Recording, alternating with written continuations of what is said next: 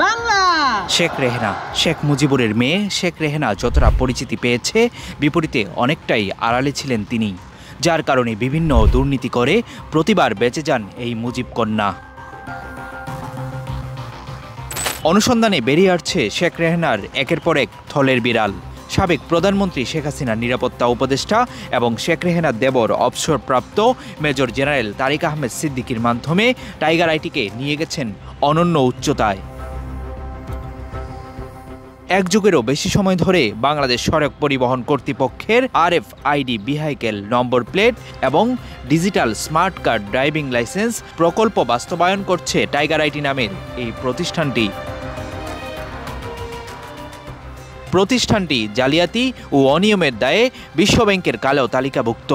তবু শেখ রেহেনার প্রভাব খাটিয়ে BRT-এর এ প্রকল্পে কাজ করছে কোনো প্রকার টেন্ডার ও যাচাই বাছাই ছাড়াই। জানা গেছে, আওয়ামী লীগ 2009 সালে প্রথমবার ক্ষমতায় আসার পর এক যুগের বেশি সময় ধরে কোনো প্রকার প্রতিযোগিতা ছাড়াই BRT-তে বিভিন্ন প্রকল্পের কাজ পেয়ে আসছে টাইগার আইটি। সক্ষমতা থাকলেও BRT-এর RFID স্মার্ট কার্ড প্রকল্পে টাইগার আইটির সঙ্গে প্রতিযোগিতা করার সাহস দেখায়নি কোনো দেশি প্রতিষ্ঠানই।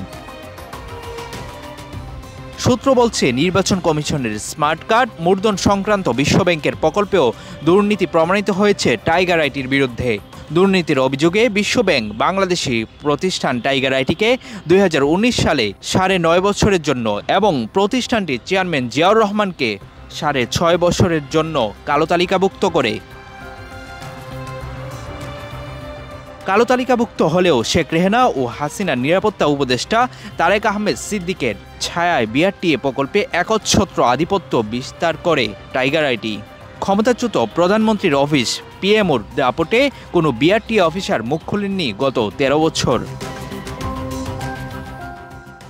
BRT-এর সাথে সম্পর্ক আছে বলে টাইগার আইটির অনলাইনে তথ্য থাকলেও টাইগার আইটির সাথে BRT-এর কোনো সম্পর্ক নেই বলে জানান BRT-এর পরিচালক ইঞ্জিনিয়ারিং শীতাংশু শেখর বিশ্বাস। আর এ বিষয়ে কথা বলতে রাজি হননি BRT-এর চেয়ারম্যান। BRT-এর প্রকল্পের প্রতিযোগিতা ছাড়াই কাজ করা প্রসঙ্গে টাইগার আইটির চেয়ারম্যান জিয়াউর রহমানের মন্তব্য জানতে কয়েকবার হোয়াটসঅ্যাপে খুদে বার্তা ও ফোন করা হলেও তিনি কোনো সাড়া দেননি। Abu Bakr Raihan, Daily Sun.